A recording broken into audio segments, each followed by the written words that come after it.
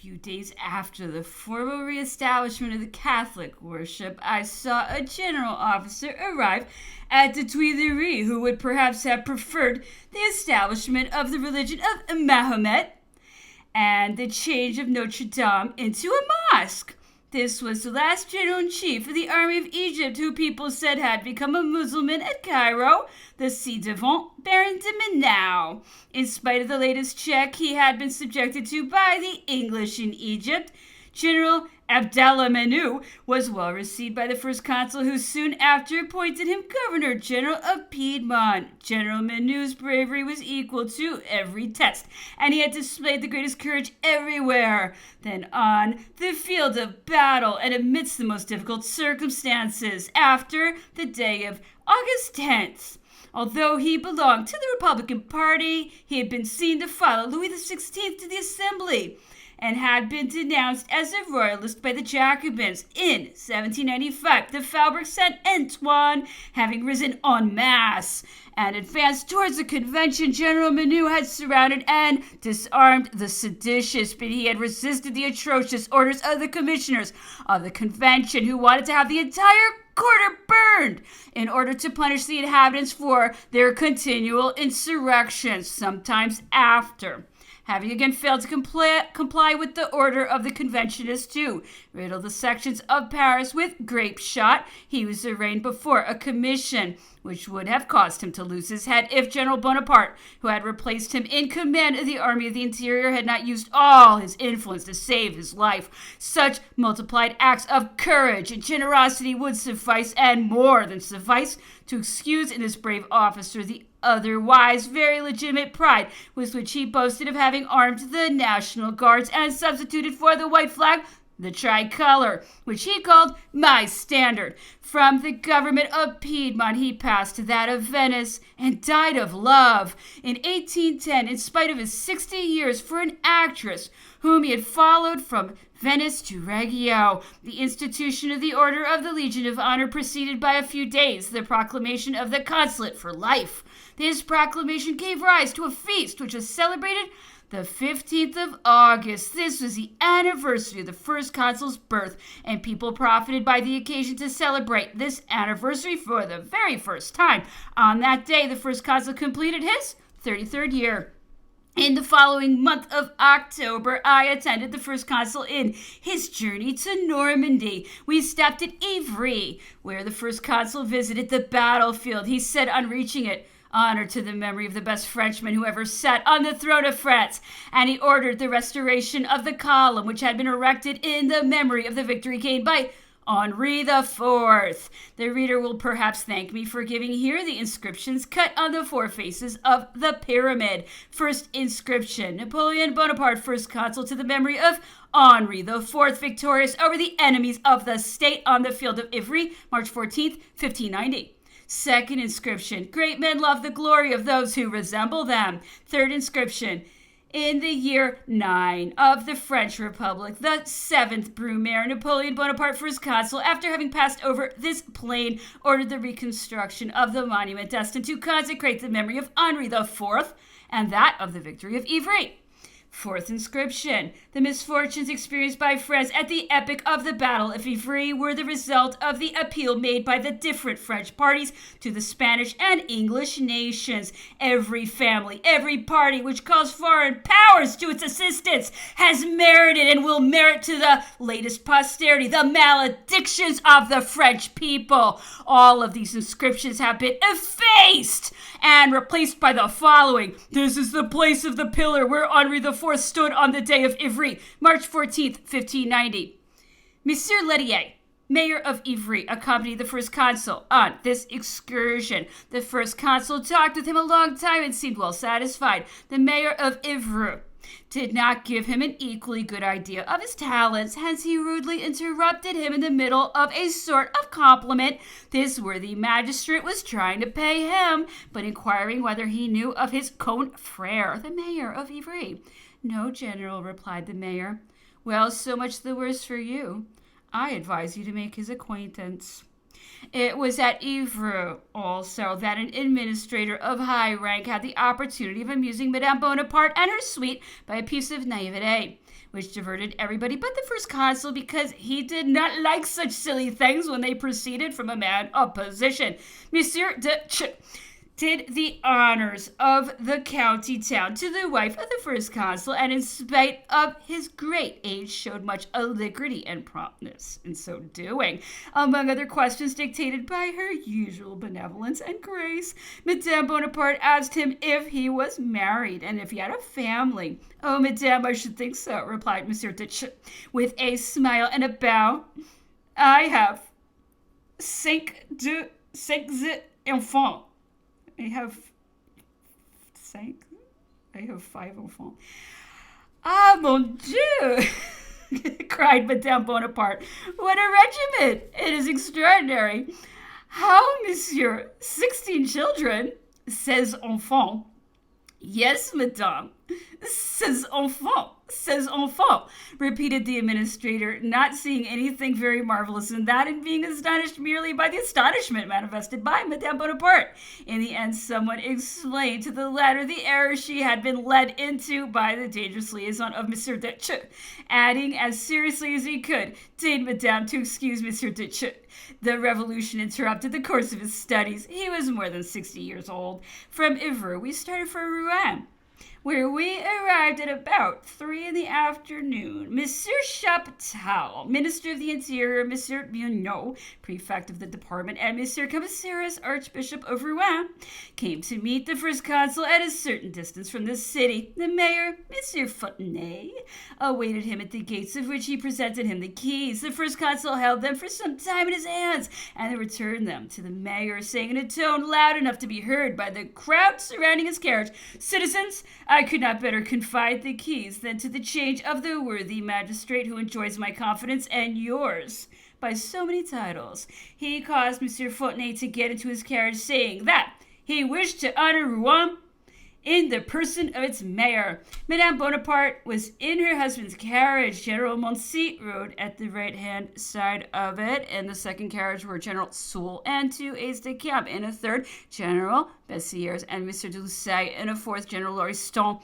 Then came the servants' carriages. Embar, Hebert, and I were the first one. I should try in vain to give an idea of the enthusiasm of the people of Rouen on the arrival of the first consul. The market porters and boatmen in the grand costume were awaiting us on the outside of the city, and when the carriage containing the 2 august personages was within their reach, these excellent fellows ranged themselves in double file and preceded the carriage in this way as far as the hotel of the prefecture, where the first consul alighted.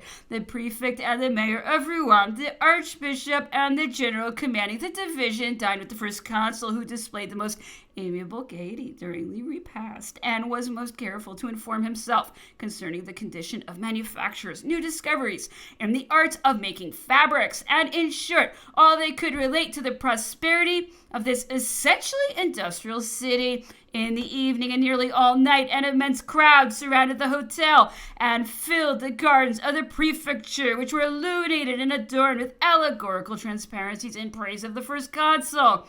Each time that he showed himself on the terrace of the garden, the air resounded with applause and acclamations, which seemed to flatter him extremely. The next morning, after having made the round to the city on horseback and visiting the magnificent places by which it is surrounded, the first consul heard Mass, which was celebrated at 11 o'clock by the archbishop in the chapel of the prefecture. An hour later, he had to receive the general council of the department, the municipal council, the clergy of Rouen, and the tribunals. He had to listen to a half-dozen discourses, all conceived in nearly the same terms, and to which he replied in a manner calculated to give the orators the highest opinion of their own merits. All these bodies, on quitting the first consul, were presented to Madame Bonaparte, who received them with her usual grace.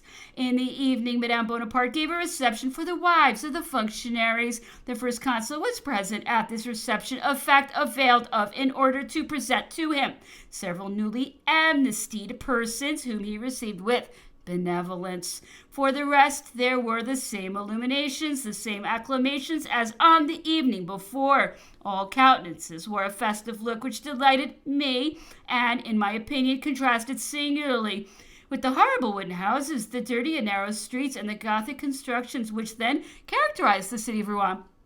On Monday, November 1st, at 7 o'clock in the morning, the first consul mounted a horse, escorted by a detachment of the young men of the city, forming a voluntary guard. He crossed the bridge of boats and went through the Faubourg Saint-Severin.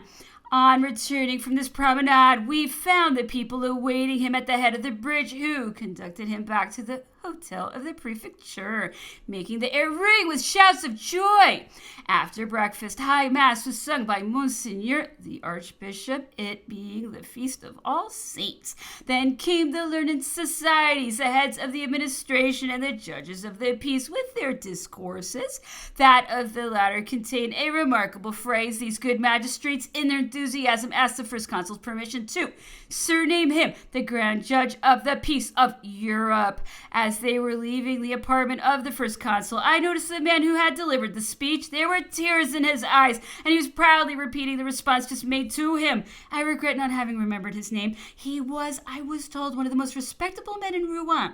His face inspired confidence and wore an expression of frankness that prepossessed one in his favor. In the evening, the first consul went to the theater. The hall, filled to the roof, presented a charming sight. The municipal authorities had caused a superb entertainment to be prepared, which the first consul found greatly to his taste. He complimented the prefect and the mayor on it several times. After having seen the opening of the ball and made 2 or 3 turns around in the hall, he withdrew, surrounded by the staff of the National Guard. A great part of Tuesday was employed by the first consul in visiting the workshops of the numerous manufactories of the city. The minister of the interior, the prefect, the mayor, the general commanding the division, the inspector general of the county police, and the staff of consular guard accompanied him. In one manufactory of the Faubourg Saint-Sever, the minister of the interior presented to him the senior workman known for having woven the first piece of velvet in France. After complimenting this honorable old man, the first consul granted him a pension. Other rewards or encouragements were likewise distributed to several persons whose useful inventions recommended them to the public gratitude. On Monday morning early, we started for Elbeuf, where we arrived at 10 o'clock, preceded by some 60 young men of the most distinguished families in the city who, after the example of those of Rouen, aspired to the honor of forming the guard of the first consul. The country all around was covered by and a numerous multitude coming from the surrounding communes. The first consul alighted at the house of the mayor of Elbeuf, where he breakfasted. Afterwards, he visited the city in detail, seeking information everywhere, and learning that one of the principal needs of the citizens was the construction of a road from Elbeuf to a little neighboring town called Romilly. He gave orders to the minister of the interior to have the work begun at once. At Elbeuf, as at Rouen, the first consul was loaded with homage and benedictions. We returned to the latter city at 4 in the afternoon. The merchants of Rouen had prepared a fete in the stock exchange. The first consul and his wife went there after dinner. He remained a long while on the ground floor of this great building, where magnificent samples of the industries of the department were displayed. He examined all and had them examined by Madame Bonaparte, who wished to buy several pieces of stuff.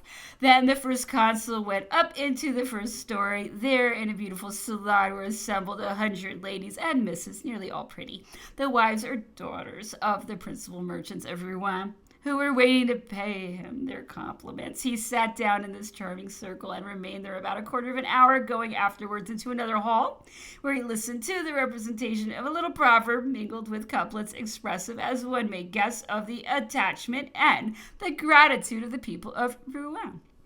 This proverb was followed by a ball. On Thursday evening, the first consul announced that he would leave for Havre the next morning at daybreak. I was, in fact, awakened by a bear at 5 in the morning who told me we would start at 6 o'clock. I had a bad awakening, which made me sick all day. I would have given a good deal to sleep some hours longer. Finally, we had to set off. Before getting into the carriage, the first consul made a present to Monseigneur the Archbishop of a snuff box with his portrait. He also gave one to the mayor bearing the inscription, "The French people." We stopped at Caudebec for breakfast. The mayor of this town presented to the first consul a corporal who had made the Italian campaign. His name, I think, was Roussel, and who had received a sabre of honor as a reward of his fine conduct at Marengo. He was at Caudebec on a 6-month furlough, and he asked the first consul's permission to stand sentry at the door of the apartment occupied by the August travelers. This was granted, and when the first consul and Madame Bonaparte sat down at table, Roussel was called and invited to breakfast with his former general at Havre and at Dieppe. The first consul thus invited to his table all those, whether soldiers or sailors, who had obtained guns, sabers, or boarding axes of honor. The first consul stopped for half an hour at Bolbec, displaying much attention and interest in examining the industrial products of this arrondissement, complimenting the guard of honor who came to meet him on their fine appearance, thanking the priest for the prayers he addressed to heaven for him, and thanking and leaving in his hands and those of the mayor tokens for the poor of his passage. On the arrival of the first consul at Havre, the city was illuminated. The first consul and his numerous cortege marched between 2 rows of illumination stands of fiery columns of every sort. The vessels that were in the harbor looked like a forest in flames. They were surcharged with colored lamps at the top of their masts. On the day of his arrival, the first consul received only a part of the authorities of the city. He went to bed shortly afterwards, saying that he was sleepy, but by 6 o'clock next morning he was on horseback, and for more than 2 hours he was ranging the beach, the hillsides of Ingoville, for more than a league, the banks of the Seine, as far as the activity of Hawk, and he made the exterior round of the citadel. About 3 o'clock, the first consul began to receive the authorities. He conversed with them in the greatest detail about the works which must be accomplished in order that their port, which he always called the port of Paris, should attain the highest degree of prosperity. He did the sub-prefect, the mayor, the 2 residents of the tribunals, the commandant of the place, and the chief of the 10th Half Brigade of the Light Infantry the honor of inviting them to his table. In the evening, the first consul went to the theater, where they played a little piece written for the occasion, about as good as such things ever are, but for which the first consul, and especially Madame Bonaparte, were well pleased with the authors. The illuminations were still more brilliant than on the previous evening. I especially remember that the majority of transparencies were inscribed with these words: 18 Brumaire, year 8. At 7 o'clock on Sunday morning, after having visited the marine arsenal and all the basins, the first consul embarked on a little yawl, the weather being fine, and remained in the roadstead during several hours. His cortege was composed of a great number of boats filled with fashionable men and women, and with musicians who played the favorite airs of the first consul. Several more hours were spent in receiving merchants, to whom the first consul said openly that he had the greatest pleasure in conferring on the commerce of Havre with the colonies. That evening there was a fete arranged by the mercantile community, at which the first consul was present for half an hour. On Monday at 5 o'clock in the morning he embarked on a lugger and went to Honfleur. The weather was somewhat threatening at the time of departure, and several persons had tried to persuade the first consul to not go on board. Madame Bonaparte, to whose ears this rumor came, ran to her husband and begged him not to start, but he embraced her, laughing and calling her a trembler, and went aboard the boat that was awaiting him. He had scarcely done so when the wind suddenly became more calm, and the weather was magnificent. On his return to Havre, the first consul held a review on the Place de la Citadelle and visited the artillery establishments. He again received until evening a great number of public functionaries and merchants, and the next day at 6 o'clock in the morning we started for Dieppe. At the moment when we arrived at Fécamp, the town presented an extremely curious spectacle. All the inhabitants of the neighboring towns and villages accompanied the clergy in chanting a Te Deum for the anniversary of the 18th Brumaire. These innumerable voices rising to heaven in prayer for him moved the first consul deeply. He repeated several times during breakfast that he had experienced more emotion from these chants under the vaulted sky than he had ever done from more brilliant music. We reached Dieppe at 6 in the evening. The first consul did not go to bed until after having received all the felicitations, which were certainly very sincere there, as they were at that time throughout France. At 8 o'clock next day, he went down to the wharf, where he stayed a long time watching the fishing boats come in, and then visited the Faubourg du Poyer and the works they were commencing in the basins. He admitted to his table the sub-prefect, the mayor, and 3 sailors of Dieppe who had obtained boarding axes of honor for distinguishing themselves at the combat of Boulogne. The first consul ordered the construction of a sluice in the last wharf and the continuation of a canal which was to extend to Paris, but of which only a few feet had yet been built. From Dieppe, we went to Gisors and to Beauvais. And finally, the first consul and his wife returned to Saint Cloud after an absence of 15 days, during which time active restorations had been in progress in this ancient royal palace, which the first consul had decided to accept, as I shall presently explain. Chapter 10. The journey of the first consul in the richest and most enlightened departments of France must have banished from his mind many of the difficulties he might at first have dreaded to encounter in the execution of his schemes. Everywhere he had been received like a monarch, and not he alone, but Madame Bonaparte had been welcomed with all the honors usually reserved for crowned heads. There was not the slightest difference between the homage paid from them and with which they were afterwards surrounded, even under the empire, when their majesties made journeys through their dominions at different epochs. This is why I have entered into some details concerning this one. If they appear too long or too devoid of novelty to some readers, I beg them to remember that I am not writing merely for those who have seen the empire, the generation which was a witness of so many great things, and which was able to see close at hand and from his beginnings. The greatest man of the century is already giving place to other generations which cannot and could not judge, except on the testimony of that which preceded them. What is familiar to this person who has examined it with his own eyes is not so for others who need to have somebody relate to them what they could not have seen. Moreover, details neglected as futile and common by history, which makes a profession of gravity, are perfectly suitable to simple souvenirs, and sometimes enable one to understand and judge an epoch well. It seems to me, for example, that the cordiality of the whole population and of the authorities towards the first consul and Madame Bonaparte during their journey in Normandy sufficiently shows that the chief of the state would not have to fear a very great opposition, at least on the part of the nation, when it should please him to change his title and proclaim himself emperor.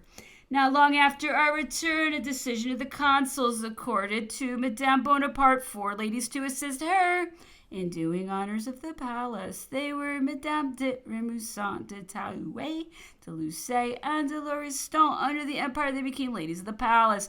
Madame de Lucé often occasioned a laugh among the servants by little traits of parsimony, but she was good and obliging. Madame de Remusat was a woman of the greatest merit and very sensible.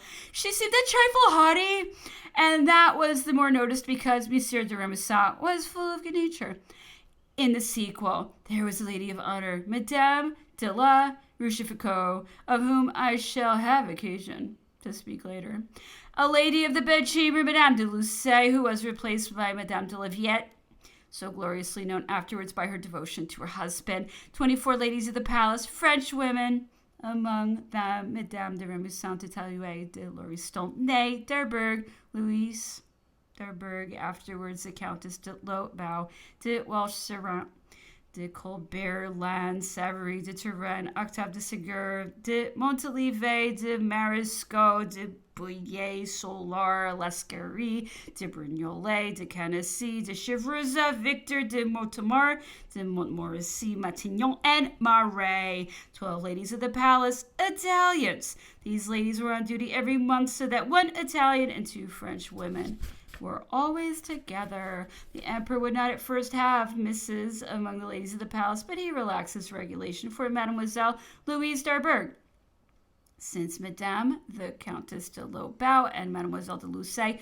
who married Count Philippe de Ségur, author of the fine history of the Russian campaign, these two young ladies proved by their prudent and reserved conduct that it is possible to be discreet even at court. 4 ladies d'annonce, Madame Sustras, Ducrest Villeneuve, Félicité Longroy, and Aigle Marcherie.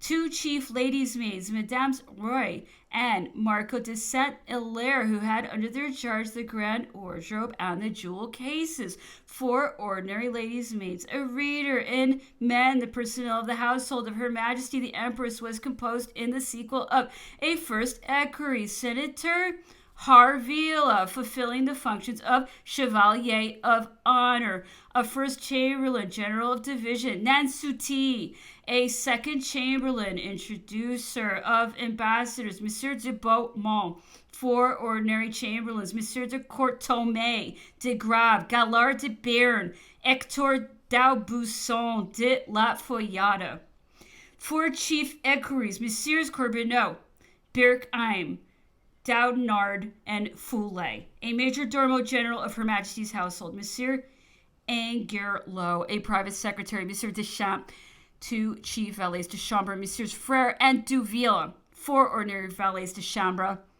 4 ushers of the chamber, 2 chief footmen, Messieurs L'Espérance and D'Argent, 6 ordinary footmen. The kitchen and sanitary officers were those of the Emperor's household. In addition, 6 of the Emperor's pages were always on duty near the Empress. The first chaplain was Monsieur Ferdinand de Rohan, former Archbishop of Cambrai.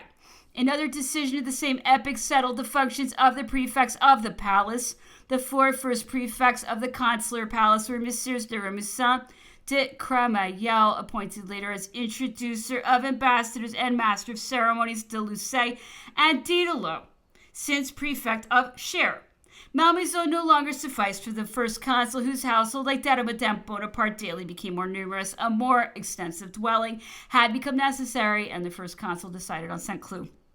The inhabitants of Saint-Cloud had addressed a petition to the legislative body asking the first consul to be so good as to make their chateau his summer residence, and the assembly had hastened to transmit it to the first consul, supporting it even by his own entreaties and by comparisons which it believed flattering.